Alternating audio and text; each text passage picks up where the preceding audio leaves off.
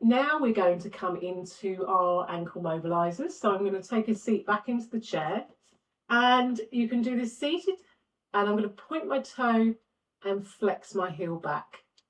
So I'm going to point my toe and flex my heel back, and I want to strengthen the front of my foot and the back because this helps with heel toe walking. Then I'm going to place it back, and the same for the other side. Pointing my toe and flexing my heel back. And I'm going to do that 4 times and then bring my foot back.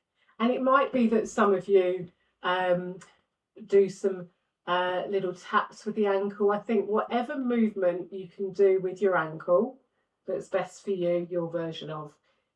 Next, I'm going to come into my seated position, and I'm going to bring my hand across my thigh. So I'm just turning my chair to show you. Other hand goes underneath the chair or somewhere that's comfortable, and I'm very slowly turning my head and shoulders. Now, caution with this exercise. Again, it's mobility of the back, but it's turning into trunk movements. So if you're living with a back condition, narrowing of the spine, the movements have got to be very small.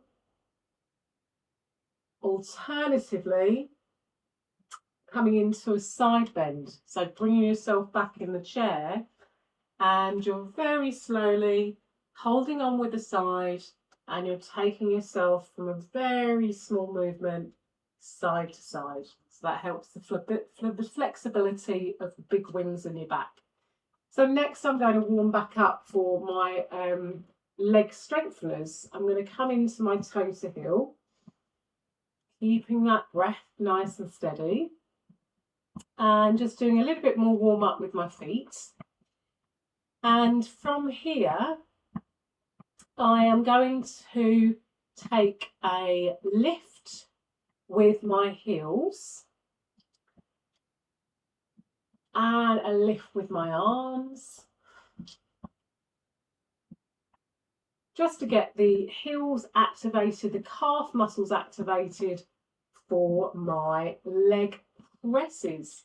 So I'm going to take my band, and I'm going to see where I'm positioned in the seat, whether I've got room behind me or I need to go at the back of the chair.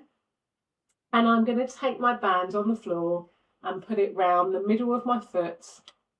And then I'm going to either scrumple up the band or I'm going to hold it into ponytails. Now, this a lot depends on my wrists, yeah? So what I would do, holding on the other chair, is I would start by scrumpling my wrists up. And then I'm going to lift up with the foot. And I've got the band in the middle of the foot. And then I'm going to bring it towards my hip. And then I'm going to keep my posture, so my tummy muscles in and shoulders down. And I'm going to push through, taking the band, stretching to the floor. And I'm going to come back up. So I've got a little movement coming up. I'm going to push down for 1, 2, 3, 4, 5. And 1, 2, 3. So no holding breath, keeping that rhythmic breathing. Ideally at home, doing this for 2 lots of 6 repetitions, up to 2 or 3 times a week. So once I've done my 6 on this leg, I'm going to take my heel off and I'm going to place the foot under the other leg. So now I'm going to scrumple up the band and I'm going to lift the foot and bring towards my hips. And then I'm going to press down for 1, 2, 3, 4, 5, and then lift back up for 1, 2, 3. So keeping my rhythmic breathing, I'm making sure my knee doesn't lock out. I've got my opposite foot underneath my ankle. And again, I'm going for 6. So the idea is that you'd be doing 2 lots of 6 on each side.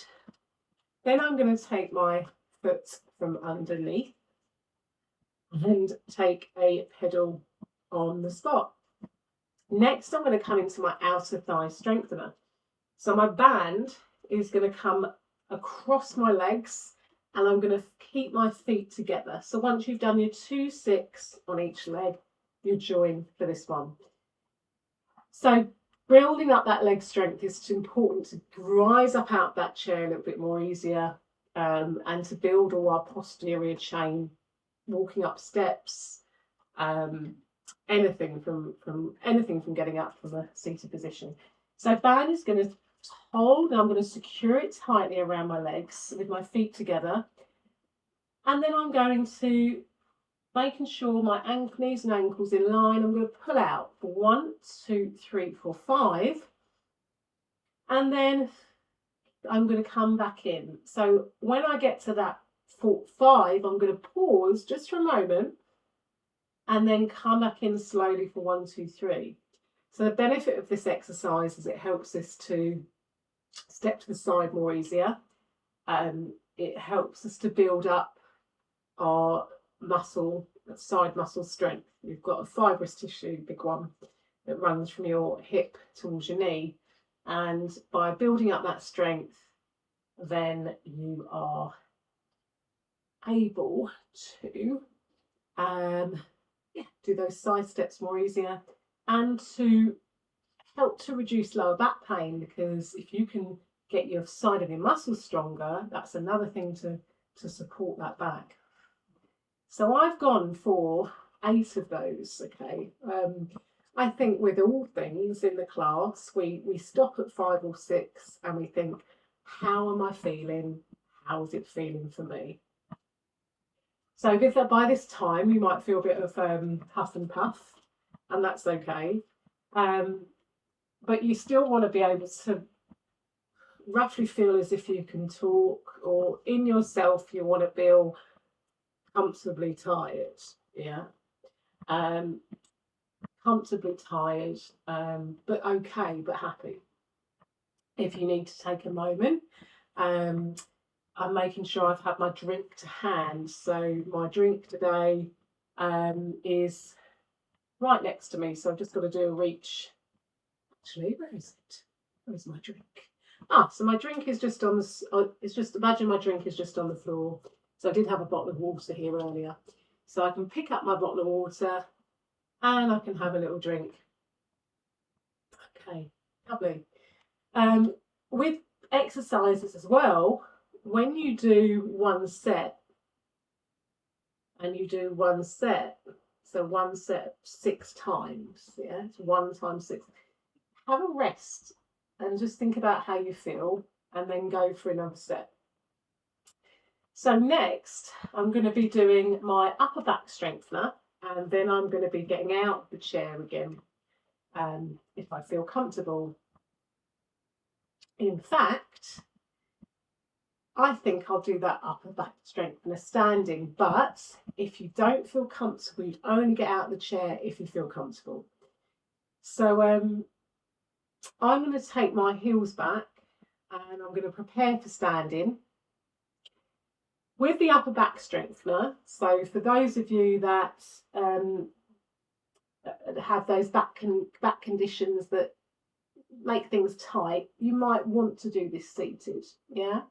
So it's completely up to you. So I'll show it seated, but you're welcome to do it standing if you want. Remember, when you stand, your heels go back, you're standing up, and you're pedaling for 15 seconds-ish on the spot before coming round to the back of your chair. So the hands are underneath the band, and you've got the band long ways like this.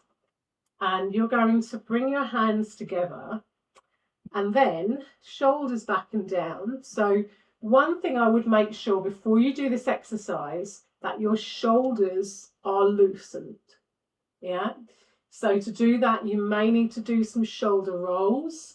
You may need to get some arm swings on the go, but make sure your shoulders are loosened. Hands are going to come underneath the band, and I'm going to take a pull, and drive it back towards my tummy. And then I'm going to come back for 1, 2, 3, 4, 5. When I've just started this exercise, we work on range of movement. So if it was my first couple of weeks, I would try and prompt myself to breathe out here, exhale, but I may not be able to come back to my tummy. This may be my range. I'll come back, 1, 2, 3, and release. As time gets on, 4th, 5th week, you get used to this movement, and so you might be able to get your band to your tummy, but you have to think about your back all the time. Then we're coming out and exhaling for 1, 2, 3.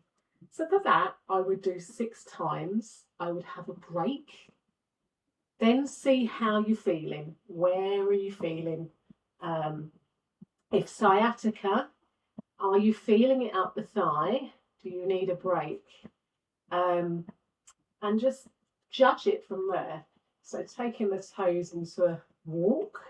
So I'm going to bring myself up in a moment to a calf raise, and then I'm going to have that as my last exercise. Before I